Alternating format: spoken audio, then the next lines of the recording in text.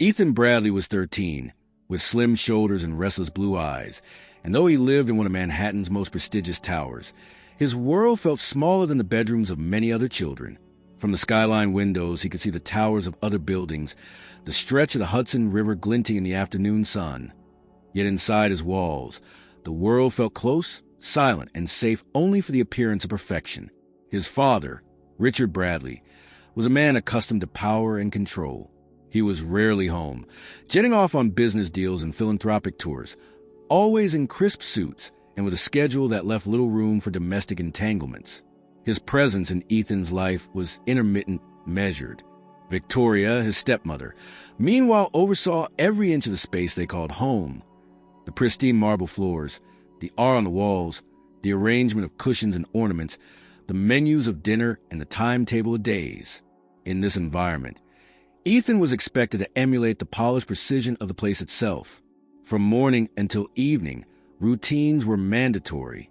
Ethan would rise at 6:30, shower, dress in the uniforms or outfits pre-selected for him, eat a quiet breakfast in the corner of the dining room while Victoria reviewed stock reports or charity proposals beside him. His father rarely joined for the first meal of the day.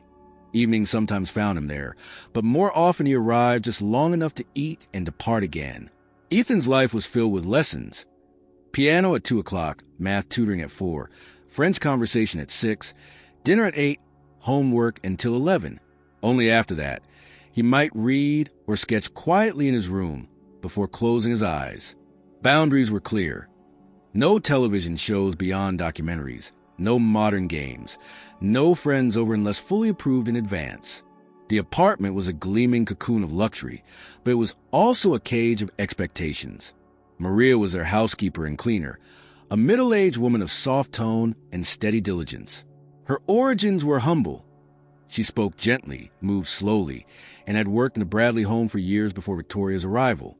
To her, Ethan was not a child to be disciplined, but a boy to care for, a silent presence while she dusted his shelves or folded his laundry. She was the one who greeted him with a kind smile when he passed in the hallway. She was the one who left a warm blanket on his bed or paused a moment to ask if he needed anything. She didn't ask great things.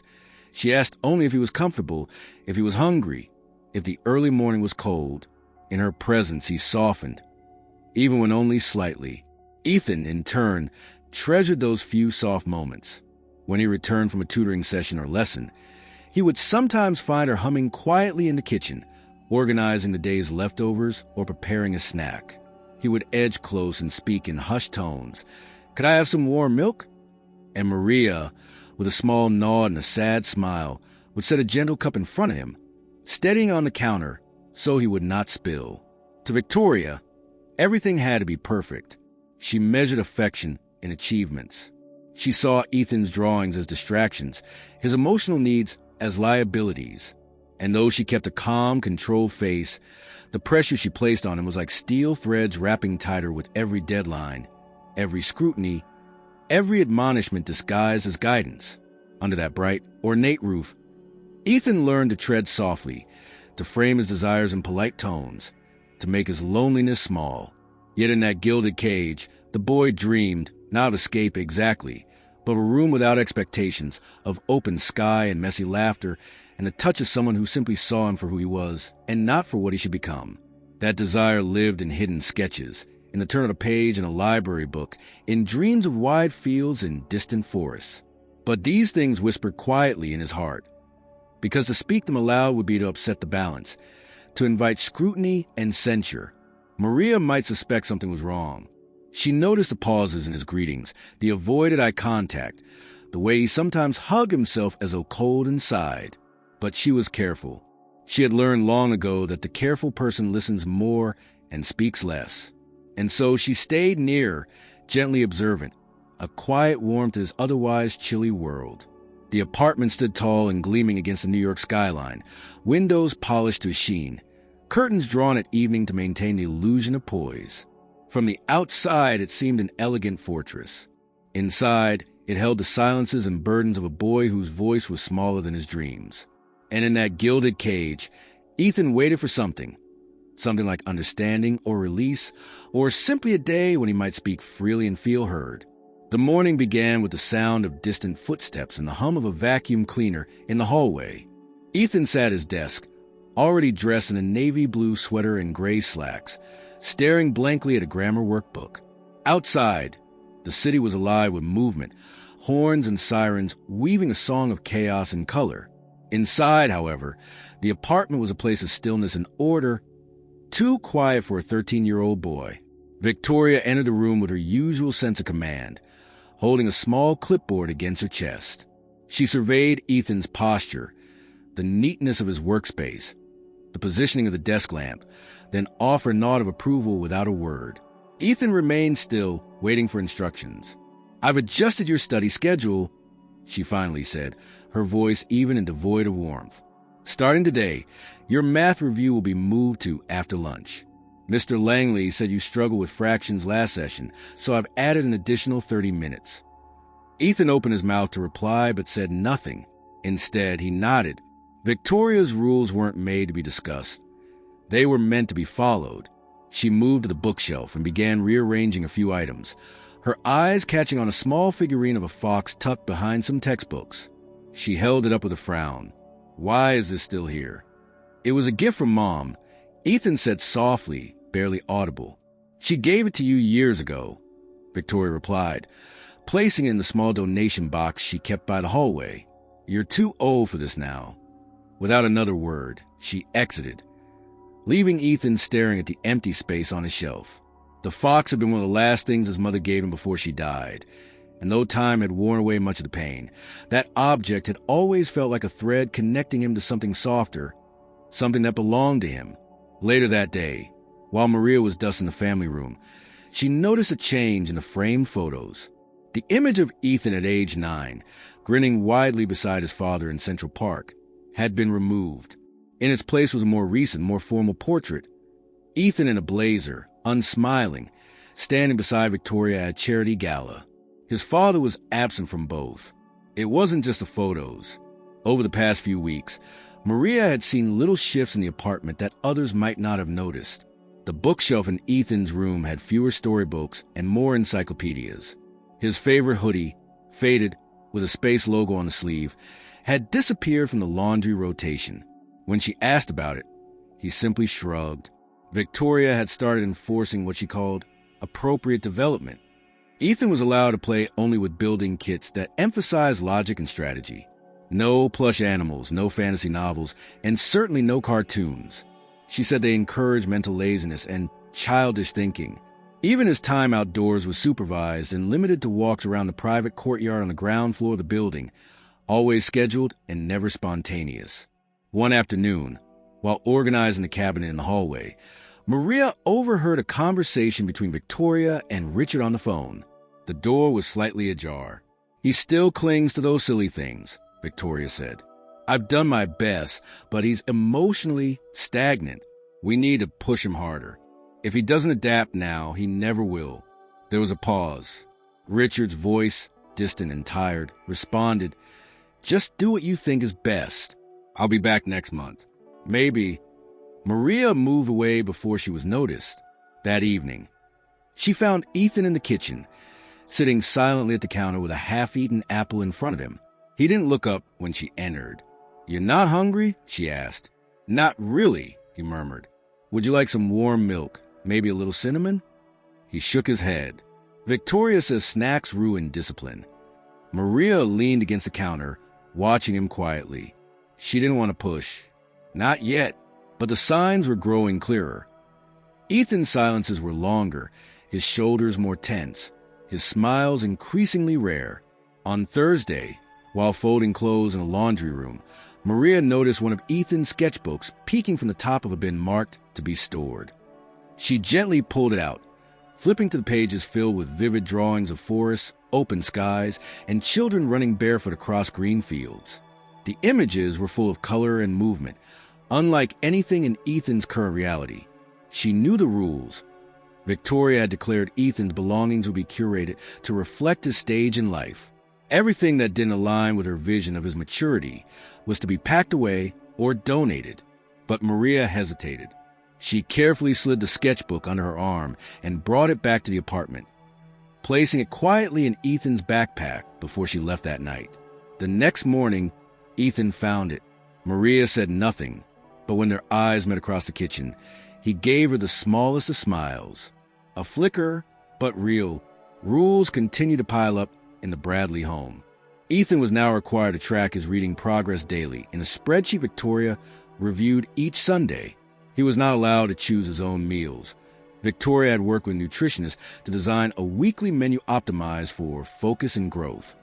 His bedroom was cleaned daily, his closet reorganized weekly, and his electronic devices, of which he had only a study tablet, were checked every evening for unauthorized content.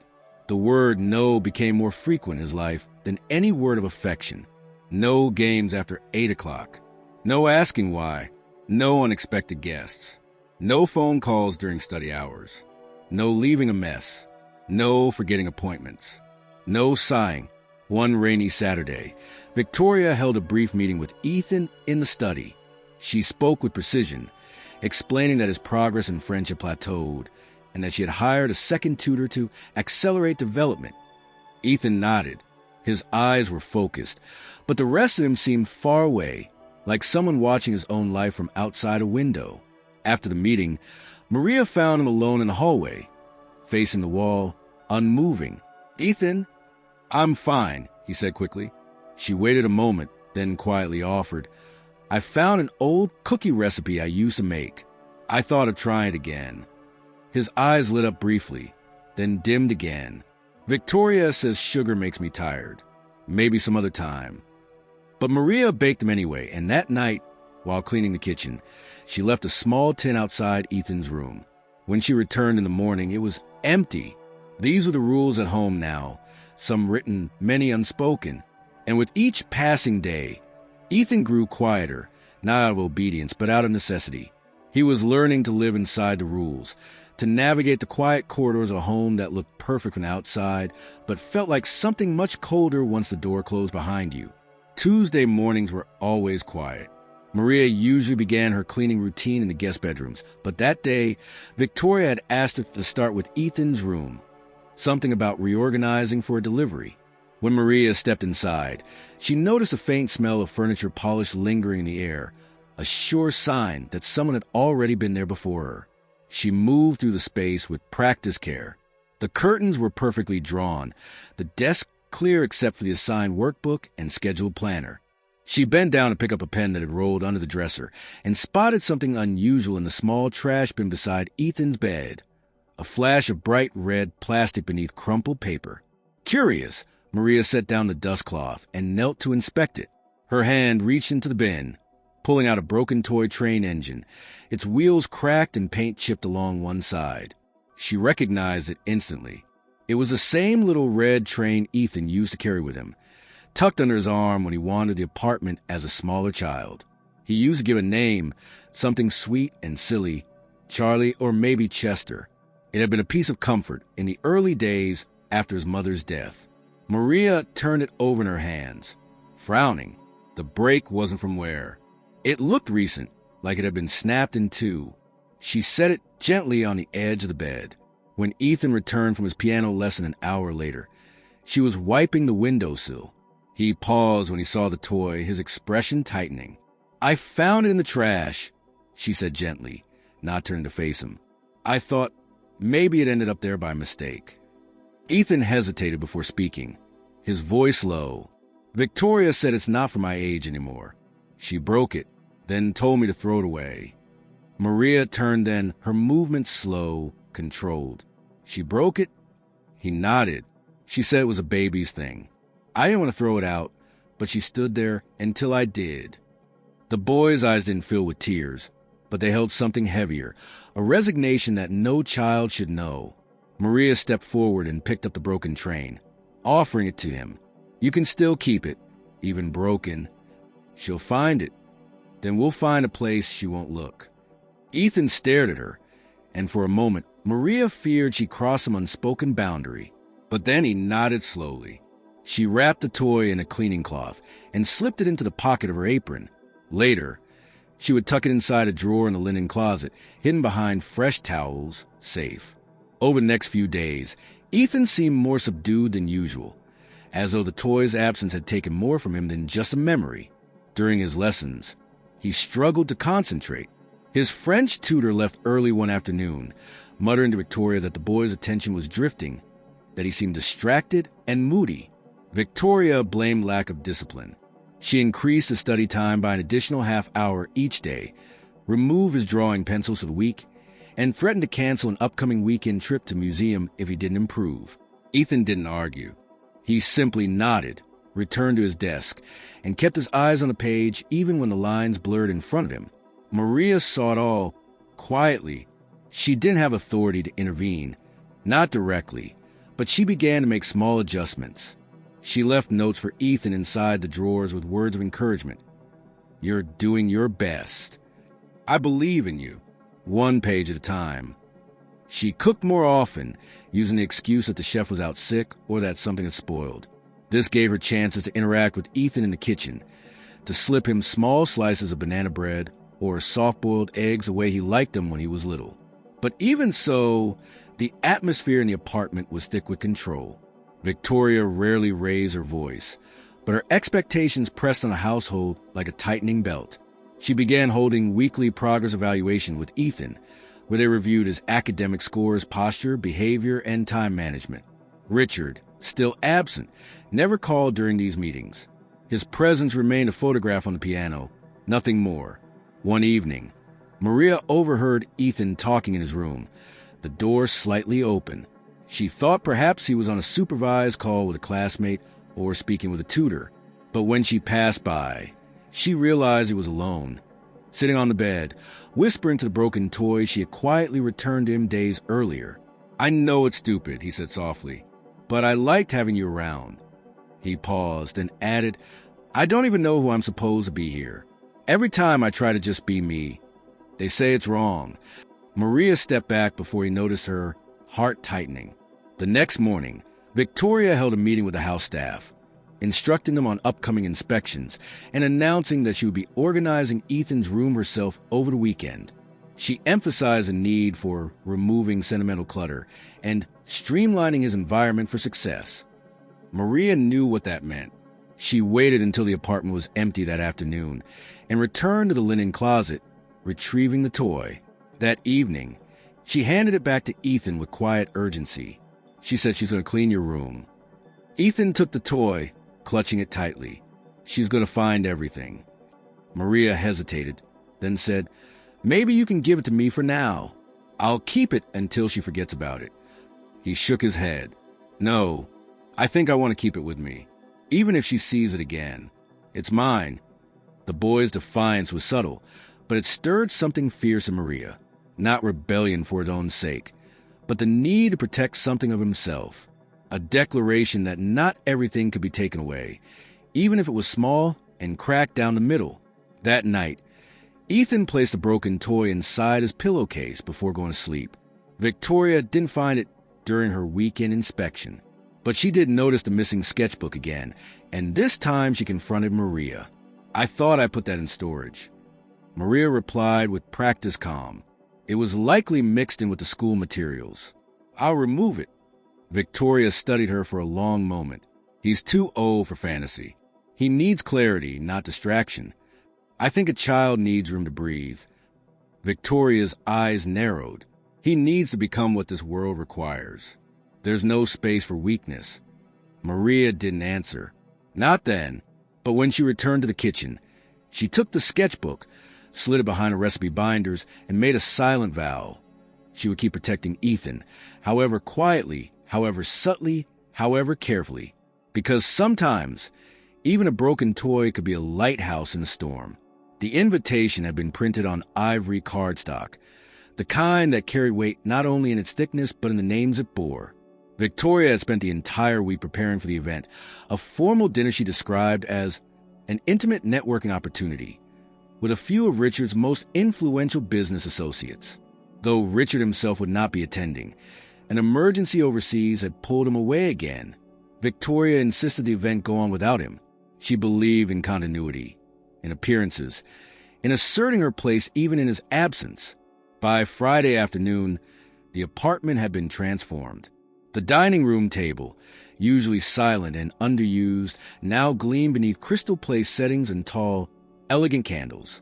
Floral arrangements from an exclusive midtown florist were delivered just past noon, their scent filling the space with artificial sweetness. The staff moved briskly, polishing, folding, adjusting. Maria worked quietly, coordinating with the caterers and ensuring each corner of the apartment met Victoria's impossibly high standards. She knew better than to ask questions when Victoria was in this kind of mode. Ethan was told to wear his charcoal gray suit, the one he had worn once before for a school recital. Victoria had it dry cleaned the day before and left it hanging in his closet without comment. When she passed his door, she called out, 7 o'clock sharp, and no sneakers this time. Ethan didn't respond. He sat at his desk, flipping through a novel he hadn't touched in weeks. Dinner parties didn't interest him. They had nothing to do with him, except when he was something like a trophy, evidence of discipline, refinement, the illusion of a perfect family. At 6:30, Maria knocked gently on his door. He was still in his everyday clothes. "You should start getting ready," she said, her voice soft but steady. He looked up. "Why do I have to go? They won't even talk to me." Maria gave a small shrug. "You're part of the family. Even if you don't say much, they'll notice you." "Exactly," he muttered. "They'll notice if I say something wrong. Or if I sit the wrong way. Or if I breathe too loud." She didn't deny it. Instead, she walked to the closet and pulled out the suit, laying it on the bed. "Put it on. Just get through it. 1 hour. I'll make sure there's a slice of the chocolate cake left for you after." Ethan gave a reluctant nod and began changing while she stepped out. By 7 o'clock, the guests had arrived, men in tailored suits, women in sleek dresses and sharp heels. The air buzzed with business talk, polite laughter, and the clink of wine glasses. Victoria moved among them with practiced ease, her smile as polished as the marble floors. She introduced Ethan briefly, always with the same phrase, "This is my stepson, Ethan, a very bright boy, loves numbers," as if numbers were a substitute for personality. Ethan stood at her side during introductions, then was seated at the far end of the long dining table. Maria had tried to place him near the corner, away from the loudest voices, but Victoria adjusted to place cards last minute. She wanted him visible, a symbol of structure. Dinner was served in 3 courses. Ethan barely touched his plate. The conversation flowed around him, discussions of markets and mergers, political alliances, and philanthropic campaigns that were more about social standing than actual charity. One guest, a gray-haired woman with piercing eyes, leaned toward him at one point and asked, "So, do you plan to take over your father's business one day?" Ethan looked up from his untouched asparagus. "I don't know." Victoria stepped in quickly with a laugh. "He's being modest. He's already studying economic theory." Maria, standing in the background, caught the flicker of discomfort on Ethan's face.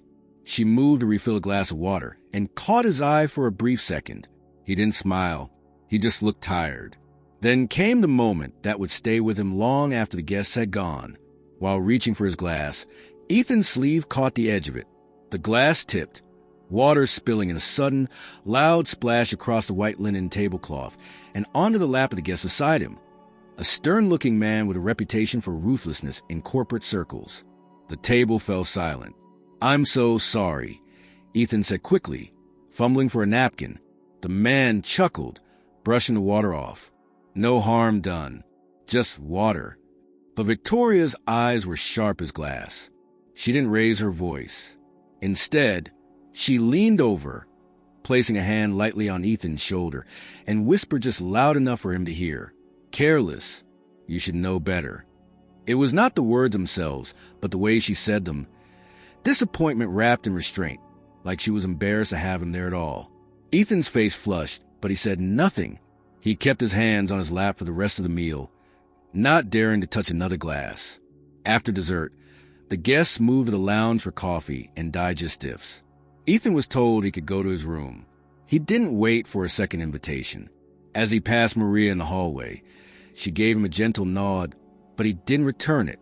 He just kept walking. In his room, he removed the suit with mechanical motions and sat on the floor beside his bed. He picked up a pencil and began to draw, not carefully, not like he used to, but furiously. Lines scratched onto the page. No form, just motion, just escape. Down the hall, Maria finished cleaning up the dining room. She saw the stain on the tablecloth. The chair pushed awkwardly back from the table and felt something heavy settle in her chest. She carried the linen to the laundry room, then paused. Something told her to check on Ethan. She knocked once and entered. He didn't look up. The sketchbook was open on the floor beside him, filled with erratic lines and smudges. "You okay?" she asked. He shrugged. "It's just water, right?" But it wasn't about the water. They both knew that. Maria sat on the edge of the bed, careful not to intrude. "You handled it well. That man didn't even care." Victoria did. She cares about what things look like. Ethan finally looked at her. "I think she wishes I wasn't here." Maria didn't answer right away. She reached down, picked up the pencil, and placed it gently back in his hand. "She doesn't always understand what matters. But I see you. You're doing better than you think." That night, long after the guests had gone and the apartment was quiet again, Ethan stayed up with the sketchbook open beside him. The pages weren't perfect, but they were his. Messy, uncertain, and real. A space where he didn't have to impress anyone, where a spill didn't need to mean failure. And somewhere, between the darkness and the distant hum of traffic outside, he allowed himself to imagine a different kind of gathering, one with laughter and mistakes that didn't matter, and people who saw him not as an accessory to someone else's power, but as a person all his own. The morning after the dinner party was unusually quiet. Victoria left early for a meeting, and Ethan remained in his room long after breakfast had been served. Maria, who had come in slightly later than usual, noticed the untouched toast on the kitchen counter and the folded napkin still sitting beside the plate. It wasn't like Ethan to skip meals completely, no matter how withdrawn he became. With a sigh, she set about her routine, dusting the hallway shelves and watering the plants near the windows. Her steps brought her eventually to Ethan's room. The door was slightly ajar, and she knocked softly before entering. He wasn't there. His bed was made, but not by him. The folds too crisp, the pillow perfectly centered. Maria recognized Victoria's precision. On the desk, a pile of workbooks was stacked in order, likely arranged after last night's embarrassment. The faint smell of furniture polish hung in the air, once again signaling that someone had tried to cleanse the space. Maria moved slowly toward the bookshelves. She wasn't searching for anything in particular, but something compelled her to look. The room, stripped of its personal touches, now felt more like a guest bedroom than a child's sanctuary. As she dusted behind a row of encyclopedias, her cloth brushed against something wedged between the books and the wall. Curious, she reached behind and carefully pulled out a thin, spiral-bound notebook with a worn brown cover. It had no label, no name, just scuffed marks and bent corners, as if it had been hidden and retrieved many times. She opened it slowly.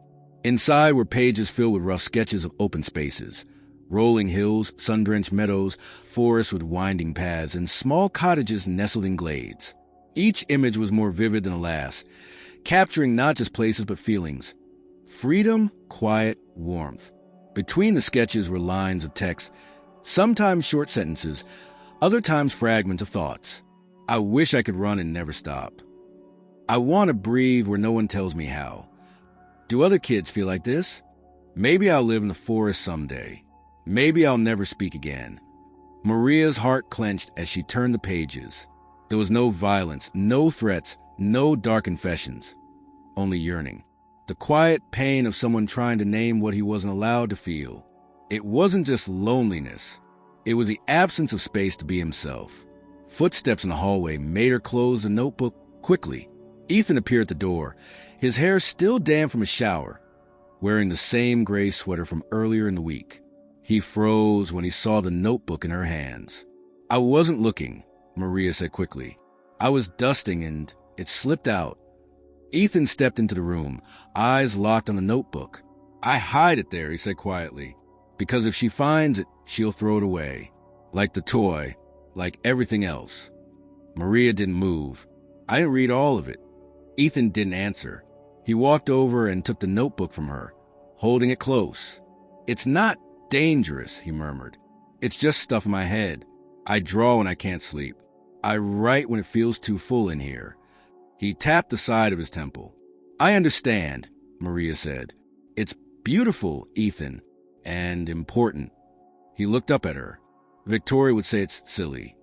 She doesn't get to decide what helps you. Ethan nodded once, but didn't speak again. He tucked the notebook under his pillow, not hiding it away this time, just placing it close. Later that afternoon, while Victoria was still out, Maria returned to her own tasks, but couldn't shake the feeling of what she had read.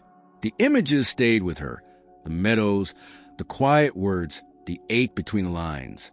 She knew Ethan wasn't in any physical danger, but emotional neglect could be just as damaging, especially when so carefully disguised by structure and luxury.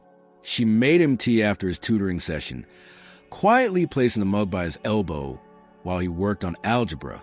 He didn't say anything, but he took a sip without looking up. As the days passed, Maria began to notice more small signs. Ethan would sometimes pause in his work, glance toward his bookshelf, then back at his page. Once, he asked if he could go to the roof of the building. Not for any specific reason, just to look. Victoria denied the request, citing security policies. Another evening, Maria found him standing near the tall windows of the sitting room, staring out at the city skyline.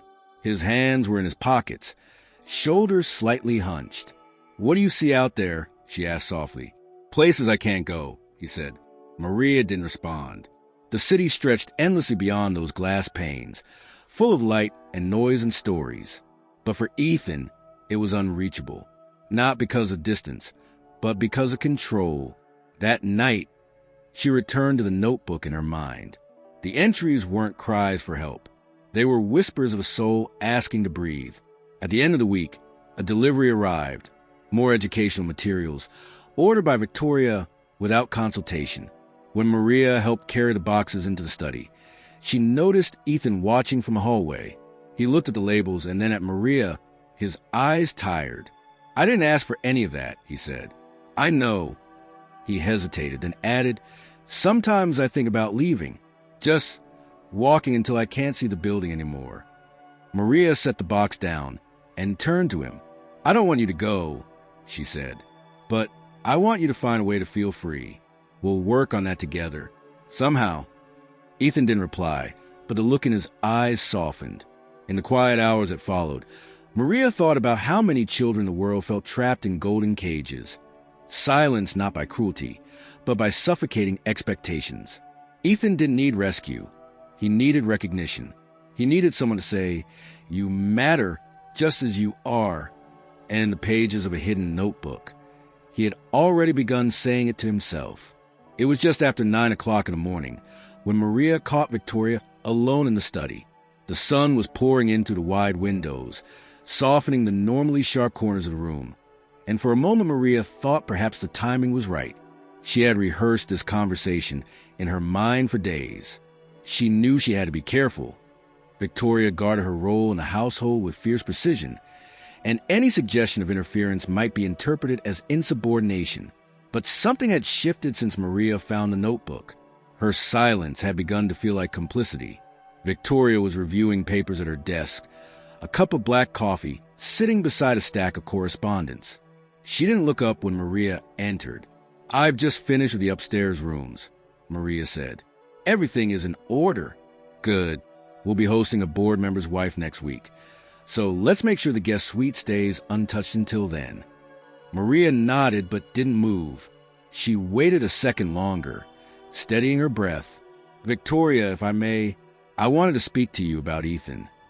Now Victoria looked up. Her expression shifted almost imperceptibly, eyebrows lifting, lips tightening just enough to signal caution. "Is something wrong?" "No," Maria said quickly. "Nothing immediate, but I've noticed some things that concern me. He seems withdrawn, quieter than usual. I think he's under a lot of pressure." Victoria leaned back slightly in her chair. "He's a quiet boy by nature. Always has been. I understand that. But lately it feels different. He's not just quiet. He's diminished." Victoria placed her pen down with slow precision. "What are you suggesting?" I'm not trying to question your methods, Maria said, choosing her words with care. I just wonder if he might need more attention, or maybe more freedom, a little space to express himself, to play, to talk. Victoria's expression remained unreadable. He has everything a child could want. Tutors, structure, safety. His future is being carefully prepared. Yes, Maria said, but he doesn't seem happy. Happiness is fleeting. Stability is what matters. Maria felt a subtle frustration rise in her chest. I know you care about him. I do, but children aren't machines. They need room to grow emotionally, too. He is not neglected, if that's what you're implying. I'm not implying anything. I'm only saying that maybe a different approach could help. Victoria stood then, slowly, not aggressively, but with purpose. She walked to the window and stared out over the city. Her voice, when she spoke again, was distant. When I married Richard, I knew Ethan would come with the package. I accepted that. I've tried to raise him the way I believe is best. I've brought order to this home. Discipline. Structure. Richard isn't around to handle these things, so someone has to. Maria watched her for a long moment, then said, I think he misses him. Victoria didn't turn. Richard has obligations. Important ones. Ethan will understand that when he's older. Maybe, but he needs to be seen now, not later. Victoria turned then, facing Maria fully. You're a kind woman, Maria, and I respect your dedication. But I make the decisions regarding Ethan's upbringing. You're here to assist, not to advise. Maria nodded once. She had expected this. Understood. She left the room without another word, heart heavy, thoughts racing. She had spoken gently, respectfully, and still the door had remained closed. Not slammed, but firmly shut. Victoria would not consider a different approach. Not while she believed her methods were protecting Ethan from the world. But something had changed in Maria nonetheless. She had said the words aloud. She had named the problem, even if Victoria refused to hear it. And that, in itself, was a shift. Later that afternoon, Maria found Ethan in the library, curled into one of the tall-backed armchairs, pretending to read. She walked past him, returned a few books to their shelves, and then doubled back. I talked to her, she said quietly. Ethan looked up. About me? Yes. I told her you might need something different. A little more room. Ethan's eyes widened. What did she say? Maria smiled sadly, that I was overstepping. He looked away. That sounds about right. I still think it was worth saying. She won't change, he said. Maybe not, but now she knows someone else sees you. That evening, Maria made an extra stop at the bookstore on her way home. She picked up a blank sketch pad and a set of colored pencils, wrapping them in brown paper. When she returned to the apartment the next morning, she left the package under Ethan's pillow with a note, in case you run out of space. He didn't mention it the next day, but the day after that, she saw the edge of the new sketchbook peeking out from under his bed, already dog-eared at the corners. Victoria continued with her plans undeterred. She scheduled a language assessment for Ethan the following week and began researching boarding programs that emphasized academic excellence and discipline. Maria overheard a phone call one morning. Victoria was inquiring about a Swiss academy known for its structure and rigor, but Ethan hadn't mentioned any of it.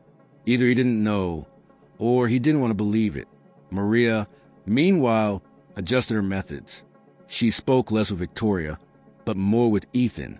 She began asking open questions, not the kind that demanded answers, but the kind that invited them.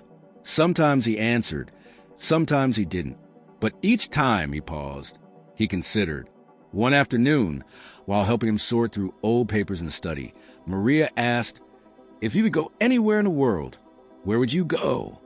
He glanced at her, unsure if it was a trap. Anywhere. Anywhere.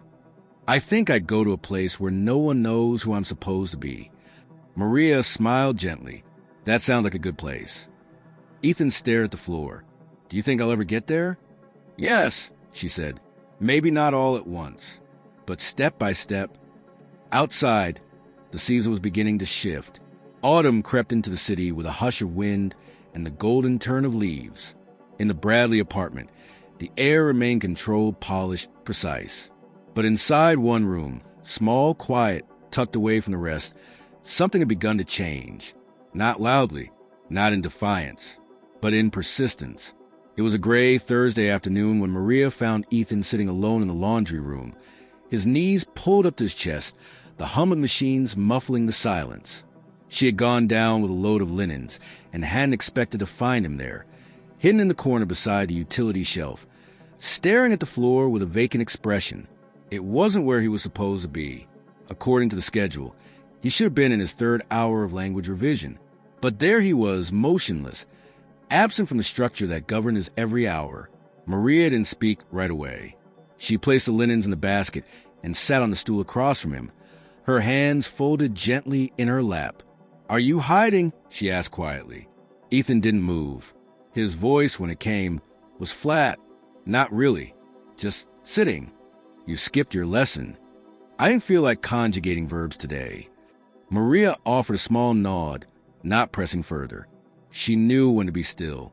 After a long pause, Ethan finally looked up. His eyes were tired, not from lack of sleep, but from the constant effort of being who he was expected to be. She said, "I'm falling behind again. She wants me to retake the assessments. She said if I keep slipping, I won't be ready." "Ready for what?" "I don't know. Life, I guess. Being someone who matters." "You already matter," Maria said. Ethan didn't argue, but the silence between them made it clear he didn't quite believe her. There was a long moment before he spoke again. "Do you think he knows?" "Who?" "My dad. Do you think he knows what it's like here? Or does he think I'm fine?" Maria hesitated. "I think he wants to believe everything's okay." "Then he's wrong," Ethan whispered. It was the first time he had said it so plainly. Not hidden behind a drawing, not implied in a question, but spoken aloud. The truth of how he felt, unguarded and clear. Maria leaned forward, her voice barely above a whisper. "Would you want to talk to him?" "If I had the chance." Ethan hesitated. He probably wouldn't listen. "But what if he did?" He glanced away. "I wouldn't know what to say to him." "You don't have to say anything perfect. You just have to tell the truth." Ethan rubbed his eyes. "I miss him, even if I'm mad." Maria nodded. Missing someone and being angry with them aren't opposites. They're often part of the same feeling. He didn't respond. Instead, he stared at the washing machine, watching it spin as if the noise might somehow drown out everything he couldn't control. She let the silence stretch before standing. "Come with me." He followed her, quietly, through the back hallway and into the service elevator. They went up to the roof, not the main one with the garden Victoria used for events, but a smaller maintenance platform that Maria had discovered years ago when organizing deliveries. From there, the city stretched in every direction, vast and uncaring and strangely beautiful. The breeze carried the scent of rain and exhaust and leaves. Ethan stepped to the edge, gripping the railing, his hair whipped gently by the wind. "This is the first time I've seen this view," he said. "It's not on the schedule," Maria replied. He smiled faintly. "Thank you. For breaking the rules?" "For remembering I exist." Maria didn't smile back. She placed a hand on his shoulder instead. "I want to make you a promise, Ethan." He looked up at her. "I don't know what I can change, and I don't know how long I'll be here. But as long as I am, I'll keep trying. I'll speak up when I can.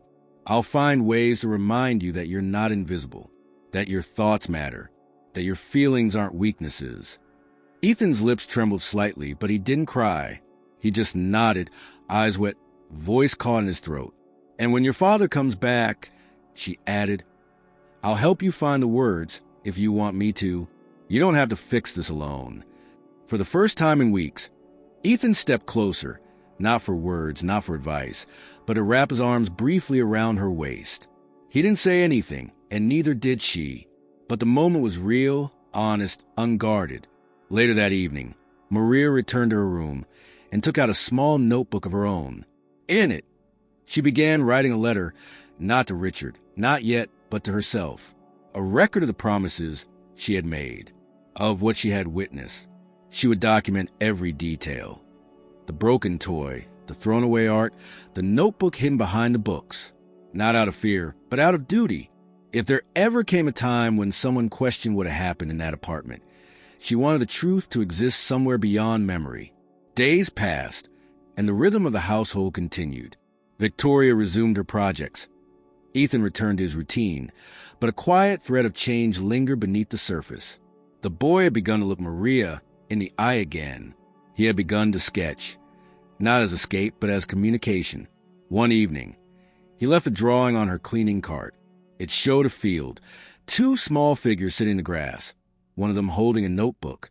In the corner, he had written, "You kept your promise." Maria slipped the page into her apron pocket and said nothing, but she did smile. It was a Monday morning, unremarkable at first, with the same rustle of newspapers, the hum of the espresso machine, and the faint sound of Ethan's morning alarm coming from behind his bedroom door. Maria, already in the kitchen preparing breakfast, noticed something strange. Ethan never appeared. By 8 o'clock, his chair at the table remained empty. At 8:30, his tutoring app had logged no activity.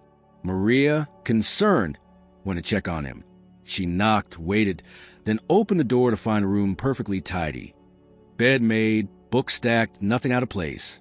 But there was no sign of Ethan. Her pulse quickened. She scanned the space. His backpack was gone. His sketchbook, always tucked beneath his pillow, was missing. She turned to find Victoria entering the room behind her, composed as ever, carrying a clipboard. "He left early," Victoria said before Maria could ask. The school offered a special educational retreat, selective for gifted students. A last-minute opportunity. He'll be away for the week. Maria blinked. He didn't mention anything. "There wasn't time," Victoria replied. Her tone clipped. "The invitation came yesterday. I made the arrangements." Maria's instincts stirred. Where exactly is this retreat? In the Hudson Valley.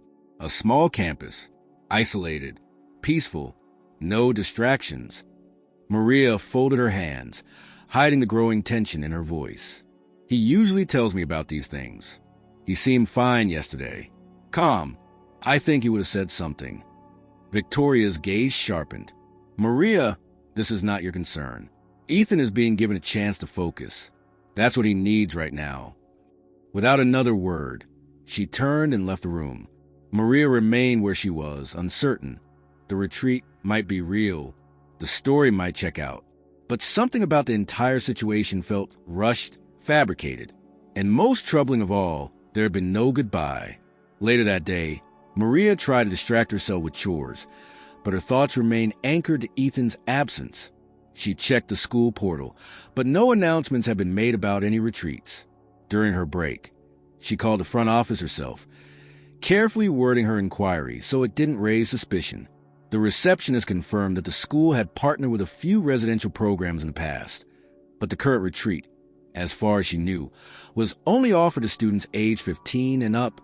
Ethan didn't meet the age requirement. Maria hung up, unsettled. She could explain it away.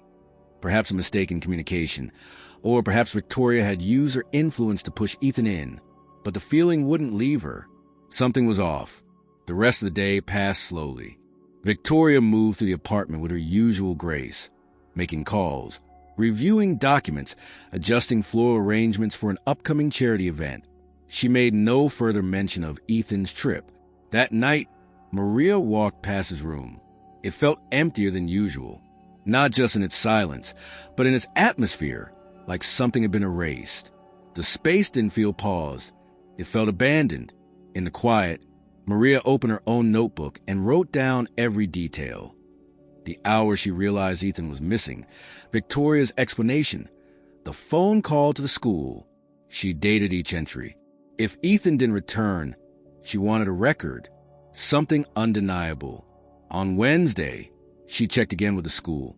This time, she asked directly about Ethan's participation. The woman on the phone hesitated.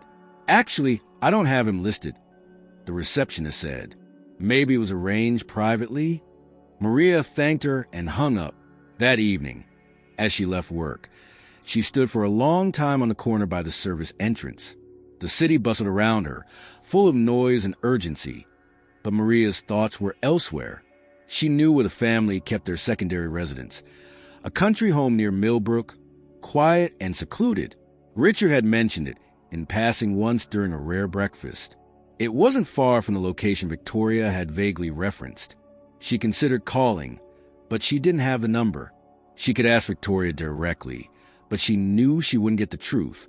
There was only one option left. The next morning, Maria left a note with the concierge saying she would be taking personal leave for 2 days. It wasn't a lie, just incomplete. She packed lightly, taking only what she needed, and borrowed her cousin's car. The drive north took nearly 3 hours. The road wound through golden woods and quiet farmlands, a stark contrast to the hard edges of the city. By late afternoon, she reached a long gravel driveway lined with elms. The Bradley country house stood in the distance, grand but quiet.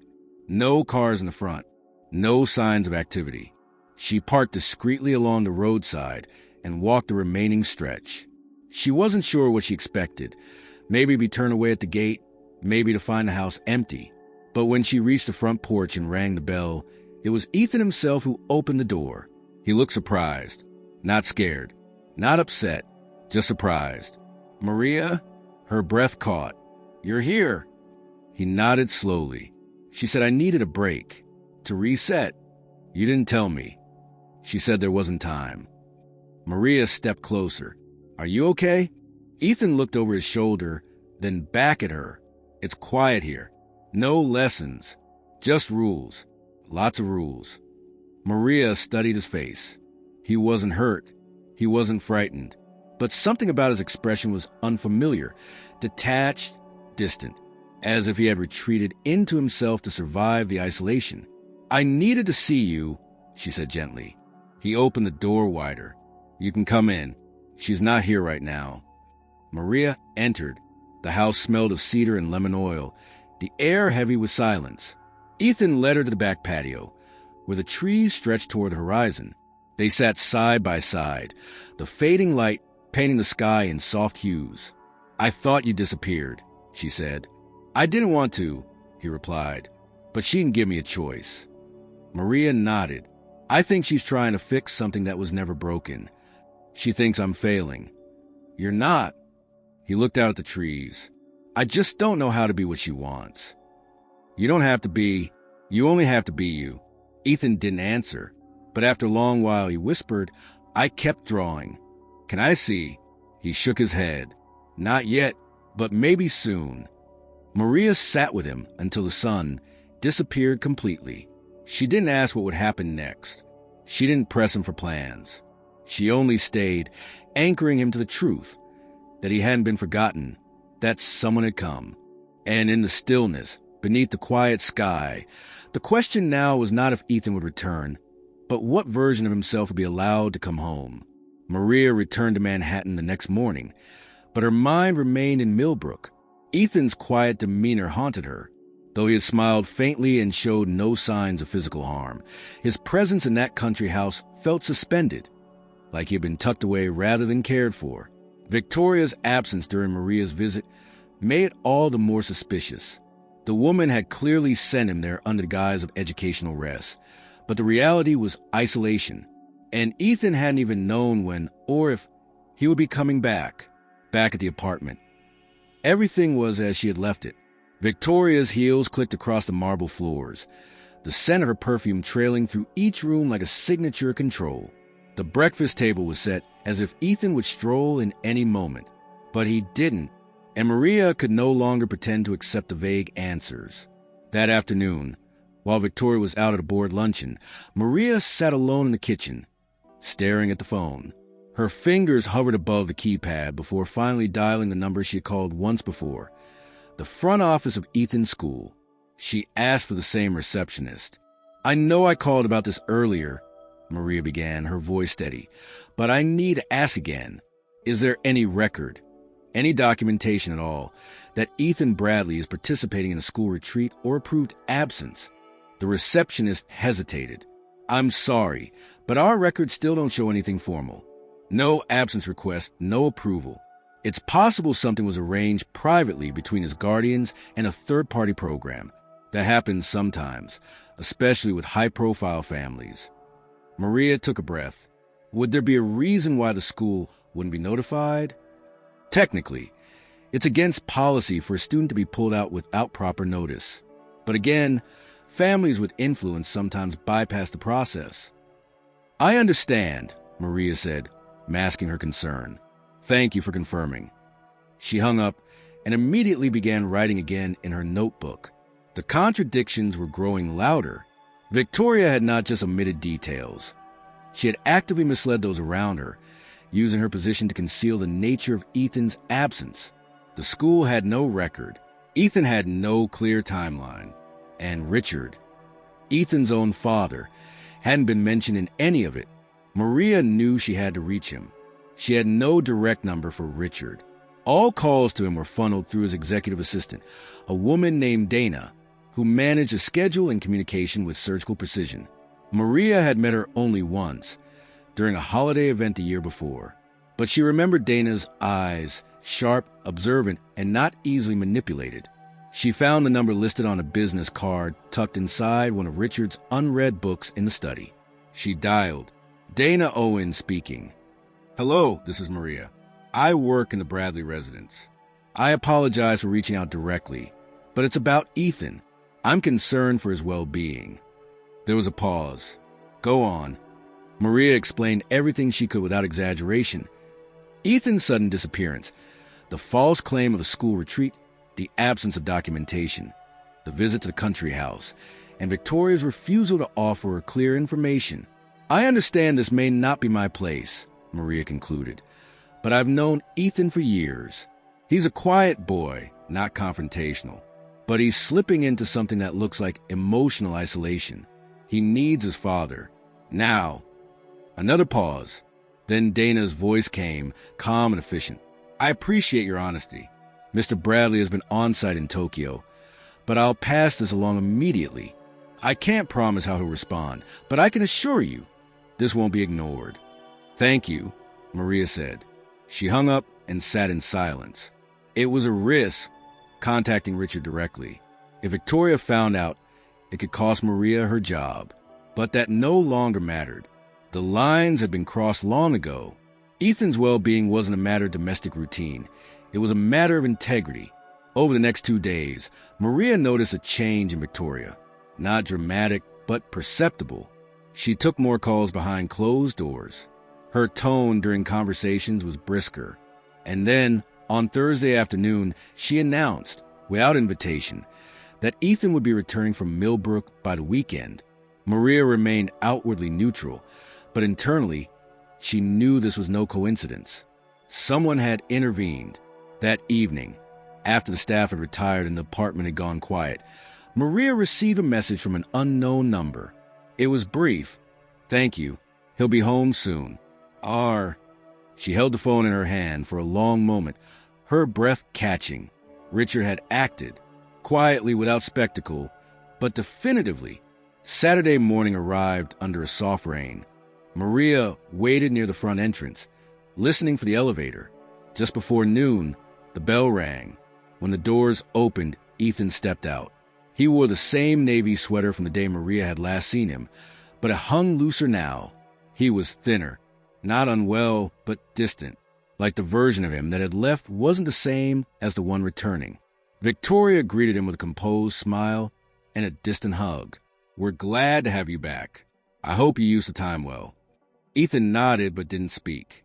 He turned and made his way toward his room. Maria met him there moments later. He was unpacking slowly, moving with the rhythm of someone who had learned not to rush. I didn't know I was coming back until last night, he said without turning.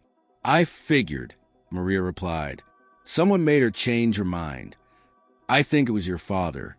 Ethan paused, then turned to her. Did you call him? I spoke to someone who works with him. I just told the truth. He didn't say anything right away. Then softly he said, Thank you. Maria stepped closer. You're not alone, Ethan, even when it feels like it. He nodded once. Then, reaching into his bag, he pulled out a sketchbook, not the one he'd used before, but a new one, thicker, with pages already worn at the edges. He handed it to her. I drew the place we sat, he said. The field, the sky, I put it all in here. I didn't want to forget. Maria opened the book and flipped through the pages. They were quieter than his earlier drawings, less color, more shadow, but they were rich with texture. The trees stretched wide. The sky felt endless. And in one of the pages, two small figures sat side by side, facing the horizon. She closed the book gently. You kept a piece of yourself safe. That matters. He nodded again and returned his unpacking. For now, Ethan was home. The question still hung in the air. How long would this peace last? Would Richard follow through? Would Victoria allow space for change? But Maria knew one thing with certainty. The silence had been broken, and the truth had found its way out of the quiet. 3 weeks had passed since Ethan's return, and although his presence had restored a certain rhythm to the apartment, the silence between him and Victoria had grown even colder. Conversations between them were brief, logistical, almost transactional. If Victoria noticed a change, she didn't acknowledge it. If Ethan resented her more deeply than before, he didn't show it openly. He followed his schedule, completed his lessons, and kept mostly to himself, often sketching in the corners of the apartment where she rarely ventured. Maria, meanwhile, had continued to keep her distance from Victoria. Their exchanges were limited to necessary details about household tasks. Nothing had been said about the inquiry, about the phone call, or about Ethan's sudden return. The tension simmered beneath the surface, held in place by routine and pretense. Then, one crisp morning near the end of October, Victoria summoned Maria to the study. "We'll be returning to the country house this weekend," she said, without looking up from her planner. "Just for a few days. I want Ethan to recenter. The city has too many distractions." Maria paused. He just got back. Perhaps it would be better to let him settle for a bit longer. Victoria's eyes flicked up. "This is not a negotiation. The car will be ready Friday morning. You'll accompany us." Maria nodded once and left the room. That afternoon, she found Ethan in the sitting room, curled into the armchair with his sketchbook balanced across his knees. "She wants to take you back," Maria said softly. Ethan didn't look up. "She said I was regressing again, that I need a quieter space. Did you agree?" "It doesn't matter if I agree." Maria sat beside him. "Maybe it does now." He looked at her then. "Would you come with us?" "I'm already packed." They left the next morning. The driver took them through winding roads just beginning to turn with autumn's burnished colors. Victoria sat in the front seat, reviewing something on her tablet. Ethan sat in the back beside Maria, silent but observant, his fingers tapping lightly against the sketchbook in his lap. The country house looked exactly as it had weeks earlier, immaculate, cold, and empty. Maria noted that no toys or books had been added since Ethan's last day. It was still a place of rules, not refuge. But Ethan, despite his dread, carried himself with calm acceptance. The first day passed without incident. Victoria kept Ethan indoors, assigned him a series of independent study tasks, and reviewed his reading in the evenings. Maria used the time to walk the grounds, familiarizing herself with the property more closely. She discovered an overgrown trail behind the house that led to a clearing near the woods, sheltered by tall oaks and scattered rocks. It was the first place that felt untouched by control. She kept it in mind. The second day, Maria suggested a break from routine. "He needs air," she said to Victoria. "Time to think. The city doesn't allow that, but the forest might." Victoria eyed her suspiciously. "He's not a child anymore. He doesn't need playtime." "I didn't say play. I said perspective." For reasons Maria couldn't guess, fatigue, distraction, or perhaps an unwillingness to argue, Victoria agreed. 1 hour, she said. "No more." Maria found Ethan in the library. "Put on your boots. We're going out." He followed her without question. They walked in silence until they reached the clearing. Ethan stepped ahead and looked around. "It's quiet," he said. "It's free," Maria replied. He sat on a fallen log and opened his sketchbook. The trees rustled softly above them, wind brushing leaves across the forest floor. "I like it here," he said after a while, "even though I know it won't last." Maria sat beside him. "What would you do if it could?" "I'd build something here. A small house. Nothing fancy. Just space." You could draw the plans." "I already have," he said, flipping to a page near the back. A detailed sketch showed a one-room cabin with wide windows and shelves of books. "I call it the Nowhere House." Maria smiled. "Why that name?" "Because in Nowhere there are no expectations." They stayed for almost 2 hours. When they returned, Victoria said nothing. But the next morning, she resumed her tight structure. Ethan was assigned 2 hours of essay writing and a practice interview for an elite prep school. Maria watched him return to that silent compliance, and it reminded her of the quiet pain she had seen in his drawings. That night, she found Victoria on the patio, staring into her glass of wine. "He's trying," Maria said softly. Victoria didn't turn. Trying isn't enough in this world. What if it is? What if trying is the most honest thing he can give? "He's not like other children," Victoria said. "He's soft, too sensitive. The world will break him." Maria stepped closer. "Or maybe he'll change the world because of that softness." Victoria glanced at her. "You think I'm cruel?" "I think you're afraid," Maria replied. "Afraid of being seen as a stepmother who failed." Victoria flinched just slightly. "I'm not here to fight you," Maria continued. "But I see him, and he's disappearing in front of us. One day he might not come back from that." Victoria said nothing. Maria left her there. On the final morning at the country house, Maria awoke early and walked the trail again. When she reached the clearing, she found Ethan already there. He was seated on the log, sketchbook open, coat pulled tight against the chill. "I couldn't sleep," he said. She sat beside him. "Me either. I think I need to talk to him." "Your father?" Ethan nodded. "I don't know what I'll say, but I want to say something." Maria placed a hand on his back. "Then when we return, we'll find a way." Ethan closed the sketchbook. "Thank you for taking me here. Thank you for not giving up." They returned to the house in silence.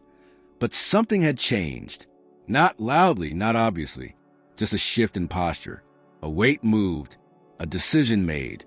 And for the first time, Ethan walked into the house not as a visitor, but as someone determined to claim space. The return to Manhattan was quiet. Ethan sat in the back seat beside Maria, gazing out the window as buildings emerged from behind the autumn trees. The closer they came to the city, the more his shoulders seemed to stiffen. He hadn't said much since they left the country house that morning. Maria could feel the weight of his thoughts pressing against the silence between them. She didn't interrupt.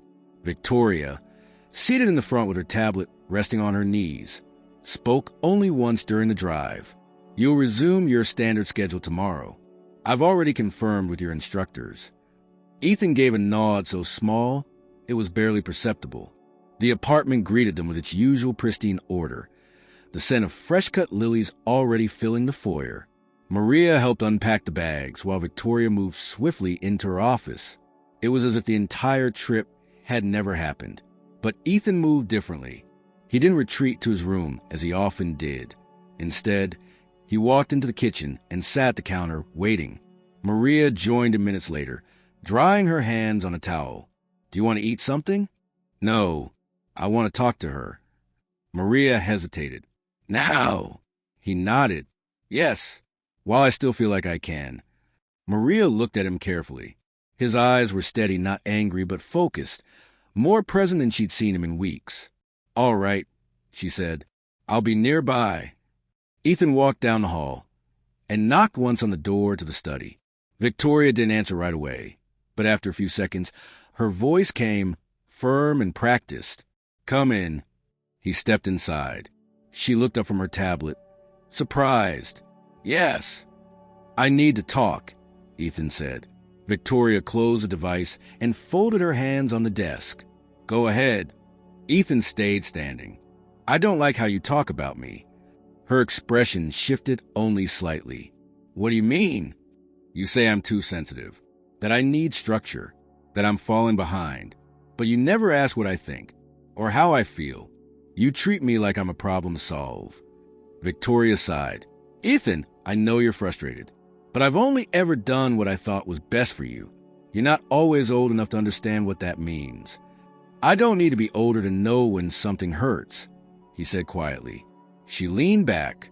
I didn't bring you to that house to punish you. I brought you there because you were drifting. You needed focus. No, Ethan said. I needed space and people who listen. Victoria's gaze narrowed. Are you saying I've been a bad guardian? I'm saying I don't feel safe being myself around you. The words hung in the room like a thunderclap. Victoria stood slowly. That's a serious accusation. It's not an accusation, Ethan replied. It's the truth. I hide everything from you. My drawings, my feelings, my thoughts. Because every time I show them, you tell me I'm wrong, or childish, or ungrateful. I've given you everything. You've taken more than you've given, he interrupted. You've taken my voice, my freedom, my comfort. For a moment, neither of them spoke. Then Victoria's voice lowered. Do you think your father will be proud of how you're speaking to me? Ethan didn't flinch.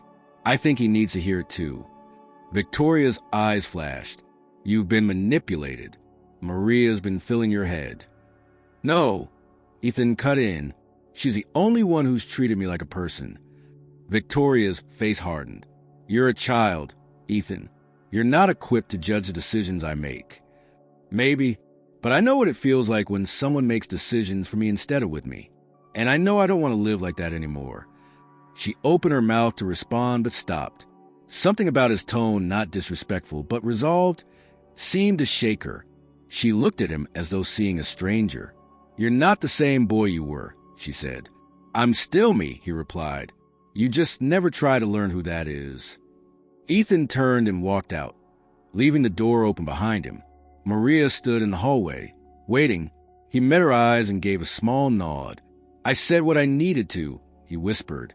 You did more than that, Maria said. You stood up. Ethan exhaled, a mix of relief and exhaustion. He went to his room, closed the door gently, and sat by the window, watching the city as it pulsed below him. He didn't cry. He didn't tremble. He simply sat in stillness, letting the moment settle. Later that evening, Victoria remained in her study. She didn't emerge for dinner. She didn't comment on Ethan's schedule. Maria served a quiet meal, just for Ethan and herself. They didn't talk much, but the quiet no longer felt oppressive. It felt earned. As she cleared the dishes, Maria passed the study door once more. She paused briefly, listening. No voices, no movement, just a muffled tension of a woman forced to confront something she couldn't organize away.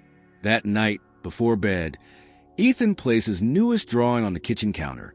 It showed a boy standing on a hill, arms outstretched, wind in his hair. Below it, he had written 3 words. This is me. Maria found it early the next morning. She folded it gently and slipped it between the pages of her own notebook. The confrontation hadn't solved everything. It hadn't softened Victoria or rewritten the past, but it had broken the silence. And that, in a home built on unspoken rules and invisible pressure, was nothing short of revolution. Richard Bradley arrived on a Wednesday morning, unannounced and several weeks earlier than expected. His return was not preceded by calls, emails, or a staff briefing. The driver barely had time to notify the concierge before the elevator doors opened and Richard stepped into the apartment. Suitcase in hand, coat damp from the autumn rain, his expression unreadable. Maria had just finished arranging the fresh flowers in the foyer when she looked up and saw him standing there.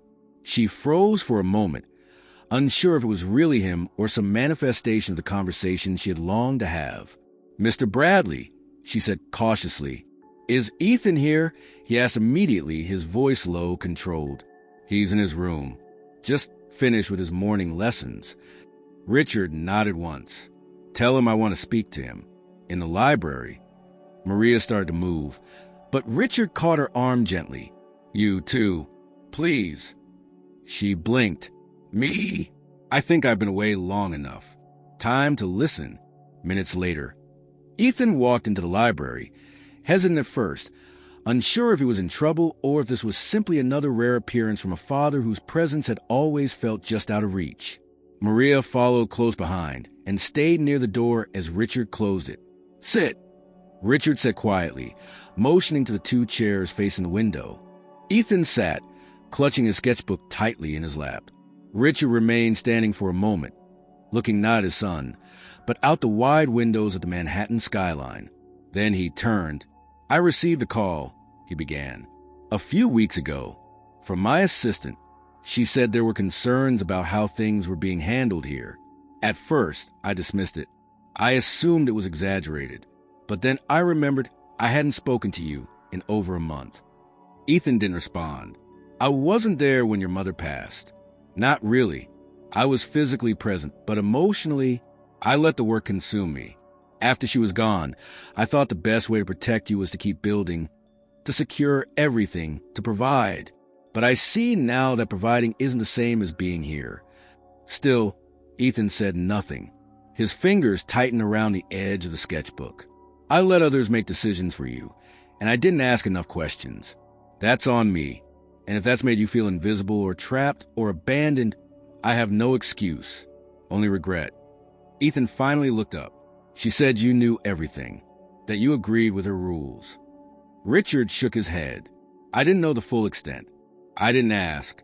I didn't want to disrupt what I thought was working. It wasn't working. I believe you."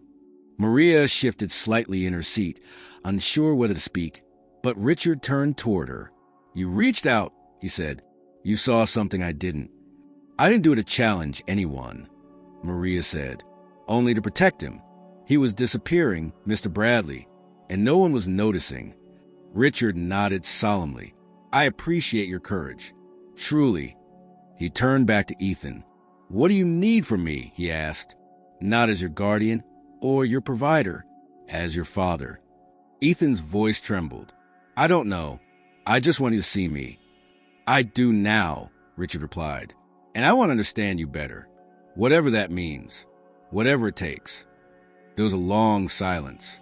Then Ethan opened the sketchbook and handed it over. "Start here." Richard took it and sat down, flipping slowly through the pages. Each drawing revealed a different part of Ethan's world. The longing, the restraint, the quiet desperation, but also the hope, the imagination, the strength. When he finished, he closed the book and placed it on the table between them. "I didn't know you could draw like this." "You never asked," Ethan said simply. Richard's eyes glistened, but he didn't cry. Instead, he reached out and placed his hand gently on his son's. "I'm not leaving again. Not like before. Things are going to change." That afternoon, Richard called for a full review of Ethan's educational program. Tutors were placed on pause, and Victoria's involvement in Ethan's daily schedule was formally ended. It wasn't done with hostility. It was done with finality. Richard spoke to her in private. And though Maria didn't hear the words exchanged, the tension that followed was unmistakable. Victoria didn't protest outwardly, but she began spending more time out of the apartment, at galas, events, meetings. She didn't fight the shift. She simply stepped back, her influence receding like a tide. Ethan, meanwhile, began to rediscover moments of comfort. He and Richard started sharing breakfast each morning. No phones allowed. They took walks in the nearby park. Just the two of them. Sometimes they spoke. Sometimes they didn't. But the space between them no longer felt hollow. It felt open. Maria noticed a change, subtle but powerful. Ethan's posture relaxed. He laughed occasionally. He stopped asking for permission to read what he wanted or to draw for hours. The apartment was no longer a cage. It was becoming something livable. One evening, as Maria tidied the living room, Richard approached her quietly.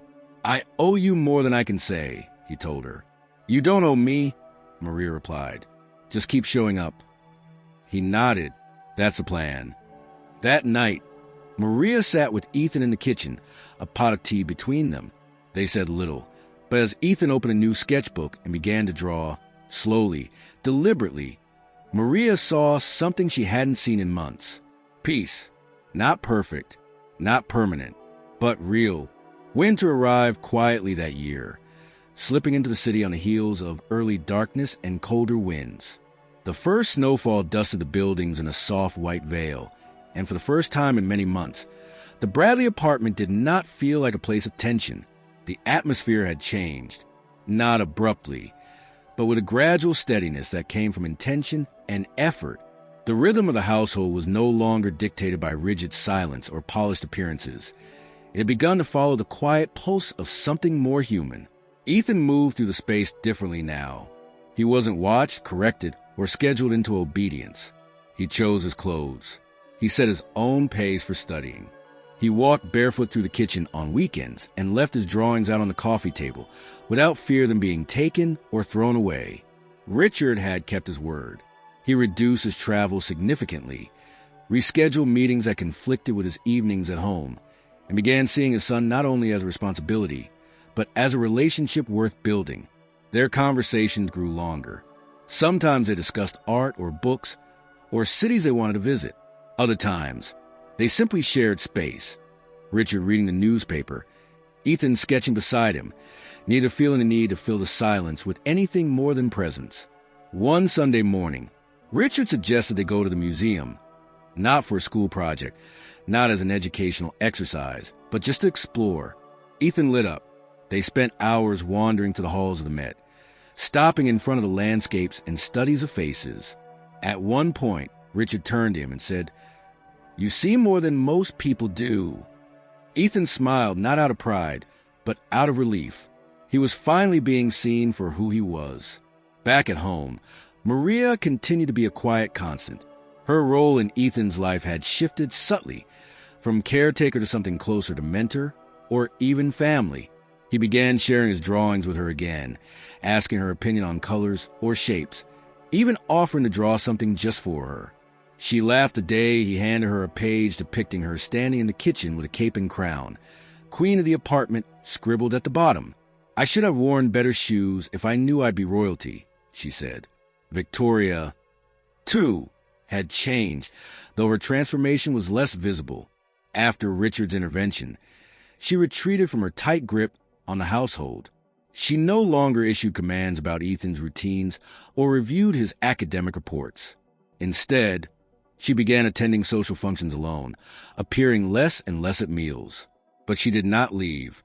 There were moments, brief but noticeable, when she would pass by the living room and pause to watch Ethan sketching. Once, she even left a book on his desk, an illustrated edition of poetry. She said it belonged to her mother. She didn't say anything about it. Ethan found it later and placed it on his shelf without comment, but he didn't remove it. Change, Maria realized, rarely came in grand declarations. It arrived in silences no longer weaponized, in footsteps no longer feared, in mornings that began with warmth instead of caution. By January, Ethan had started sleeping with the door to his room slightly open, not because he needed anything, but because he no longer felt the need to shut the world out entirely. One evening, as the snow thickened outside, Richard gathered them all in the living room for dinner, an informal meal, something they hadn't done together in over a year. Victoria sat stiffly at first, but softened as the evening wore on. Maria brought out one of Ethan's favorite childhood desserts, something she quietly added back into the menu. No one objected. Afterward, as Maria cleared the dishes, Ethan approached her with a folded sheet of paper. "I want you to have this," he said. She opened it to find a new drawing, the apartment as it looked now, not as it was cold and towering, but as a home. Warm light glowed from the windows. A tree stood in the corner of the room. The kitchen was full, and at the center, a table with 4 chairs. "I didn't know what to call it," he said. "You don't have to," Maria replied. "I understand." In the weeks that followed, Ethan continued to flourish. He started writing in addition to drawing, short reflections, questions about the world, memories of his mother. He asked if he could take a creative writing class. Richard agreed immediately. Victoria, this time, did not object. Sometimes, Maria caught glimpses of the past in Ethan's eyes, a flicker of guardedness, a shadow of old silence. But they never lingered. He was healing, slowly, fully, on his own terms. One Saturday afternoon in February, Ethan stood at the window, watching the city below. "You remember what I said months ago?" he asked Maria. "That I felt like I lived in a cage?" She nodded. He turned to her, eyes clear. "It doesn't feel like that anymore." She smiled, her voice soft. "It's because you built a door." He nodded. "And I think I'm learning how to keep it open." The apartment, once a monument to control, had transformed. not because its walls had changed, but because the people inside had. Ethan was no longer merely surviving. He was living. And for the first time in a long while, the home was not gilded. It was real.